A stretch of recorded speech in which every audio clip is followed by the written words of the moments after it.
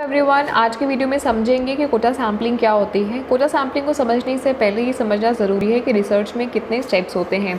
Research में total 8 step होते हैं। पहला स्टेप होता है फॉर्मुलेशन ऑफ रिसर्च प्रॉब्लम, दूसरा स्टेप होता है प्रिपेयरिंग डिज़ाइन, रिसर्च डिज़ाइन, तीसरा होता है डेवलपिंग डेटा कलेक्शन इंस्ट्रूमेंट और चौथा होता है सेलेक्टिंग सैम्पल्स। तो जब भी हम सैम्पल्स को सेलेक्ट करते हैं तो दो तरीके से सैम्पल्स को सेलेक्ट किया जाता है, या टाइप्स बोल सकते हैं। सैम्पल्स के दो होते हैं, एक होता है प्रोबेबिलिटी और दूसरा होता है नॉन प्रोबेबिलिटी। उसके बाद में हम सैम्पल का डिज़ाइन तैयार करते हैं।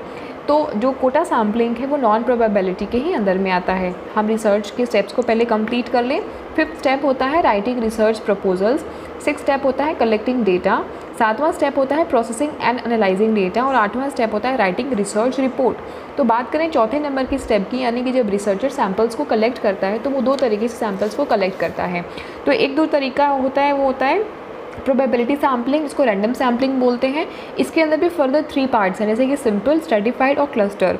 फिर नॉन प्रोबेबिलिटी की अगर बात करें तो उसके अंदर में भी 5 हैं।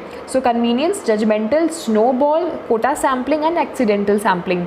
तो quota sampling non probability sampling का एक पार्ट है और उसी के अंदर में आता है। कोटा सैम्पलिंग में जो रिसर्चर होता है वो फाइंड आउट करने की कोशिश करता है कि डिफरेंट सपोज करिए, मैं एक एग्जांपल आपको देके समझाती हूँ कि मैं एक रिसर्चर हूँ, मुझे ये जानना है कि डिफरेंट एज ग्रुप के लोग कौन कौन से कोल्ड ड्रिंक के ब्रांड को पसंद करते हैं। तो मैंने अगर 4 एज ग्रुप के लोगों में डिफरेंट ब्रांड्स को डिस्ट्रीब्यूट कर दिया। फॉर एग्जांपल, मैंने 10 से लेकर के 20 साल के जो भी एज ग्रुप के लोग हैं उनको एक कैटेगरी में रखा और उनको मैंने मिरिंडा दिया। और मैंने दूसरी एज ग्रुप की कैटेगरी बनाई जिसमें मैंने 30 साल से 40 साल को रखा। फिर तीसरी बनाई जिसमें 40 से 50 को रखा। चौथी बनाई 50 से 60 साल रखा। चारों ही ग्रुप्स के लोगों को मैंने अलग अलग ब्रांड्स को दिया, ये देखने के लिए कि कौन से ज़्यादा एज ग्रुप के लोग हैं कौन से ब्रांड को ज़्यादा यूज़ करते हैं। तो इस तरीके की जब भी सैम्पलिंग होती है तो उनके बेसिस पे हम ओवरऑल पॉपुलेशन का क्या टेस्ट हो सकता है या क्या प्रेफरेंस हो सकता है, ये जानने के लिए इस तरीके की सैम्पलिंग का इस्तेमाल करते हैं। इसको बोलते हैं कोटा सैम्पलिंग। आई होप कि आपको समझ में आया होगा कि कोटा सैम्पलिंग क्या है। अगर आपको सेशन अच्छा लगा तो लाइक करिएगा, शेयर करिएगा, सब्सक्राइब करिएगा। कोई अगर आपका और टॉपिक है तो मुझे बताइएगा, मैं कट शॉर्ट बहुत ही प्रिसाइज वे में आपको उस टॉपिक के बारे में समझाने की कोशिश करूँगी।